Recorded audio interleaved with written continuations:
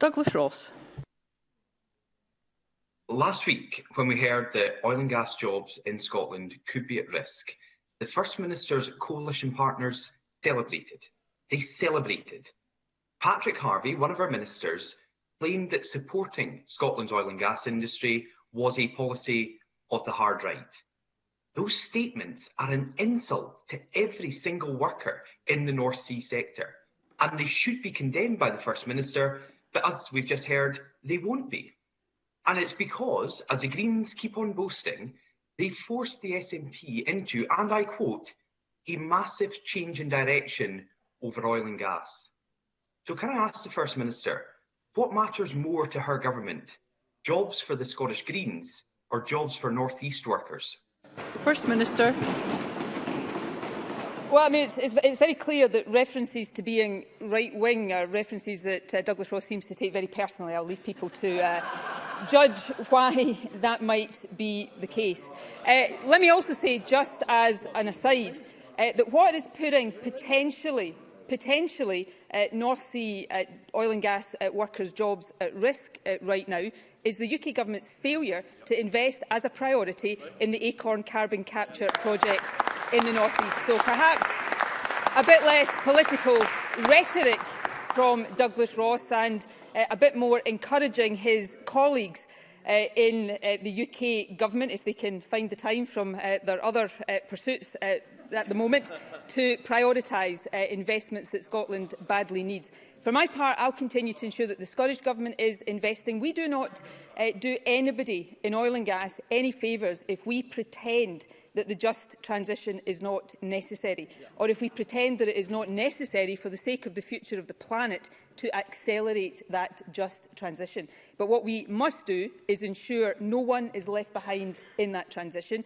and we must make sure our energy needs are met in a renewable and low-carbon way. That's what this government is focused on, and that will be reflected in the budget this afternoon. I am proud of the progress Scotland has made so far in the journey to net zero, but we have much still to do. As we mark today the definitive end of coal power in Scotland, I think we should take great confidence in what can be done when we show the leadership, when we plan properly and when we make the investments. That's what this government is going to do, and I'll leave the Conservatives to worry about the many things they've got to worry about right now. Douglas Ross. Douglas Ross. I think it's disgusting that the First Minister joked and laughed about a comment from one of her ministers that has been so hurtful to people employed in the North Sea sector and is so harmful for such an important colleagues, industry. Mr Ross, here. Mr Ross, sorry, could you just give me a moment? There's quite a lot of noise in the chamber. I'd really like to make sure that we can all hear Mr Ross's question. I'd be very grateful if you could begin again, Mr Ross. Thank you. I will begin again, Presiding Officer, because if SNP and Green members don't like to hear this, I thought it was very distasteful for the First Minister to laugh and joke about a comment that has been so hurtful to people in the North Sea oil and gas sector. But now, for the first time, we have Scottish Government ministers who want fewer jobs and less investment in Scotland. They're against building any new roads. They want to stop people driving, even though these people can't get to work without cars. The Greens believe that economic growth is no longer possible. And they've also said that governments can't run out of money. So now that these extreme economic views are at the heart of her government, isn't it just a matter of time before the First Minister abandons more Scottish workers in the way she's abandoned the oil and gas industry? First Minister. Well, can I say, Presiding Officer, we have witnessed and are continuing to witness right now many disgusting things in politics, but none of them are on the part of this Scottish Government. And I almost feel a little bit of sympathy for Douglas Ross today, because I know he must be deeply mortified by the actions and behaviour of his colleagues in the UK Government. But that is no excuse.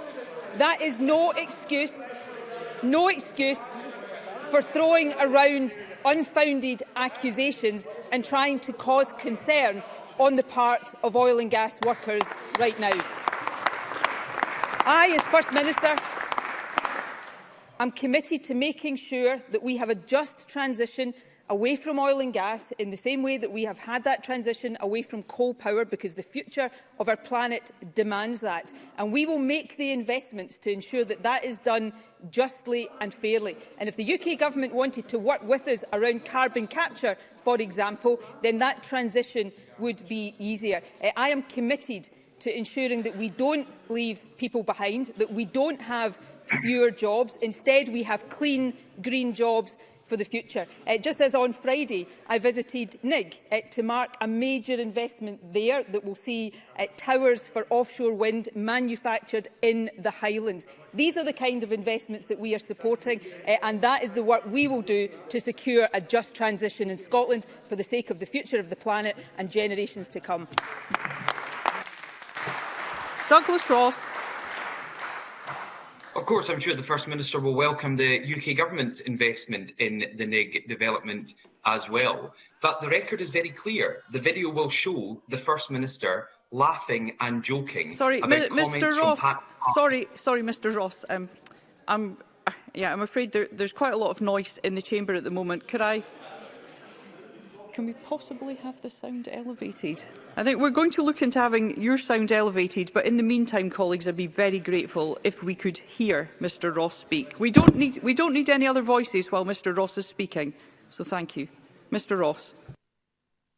Thank you, Presiding Officer. I'll repeat my comments again then. I hope the First Minister will also welcome the UK Government's investment in Nig, but I hope she will also reflect on her own actions, where the video will show she laughed and joked about Patrick Harvie's comments regarding the North East and the North Sea sector.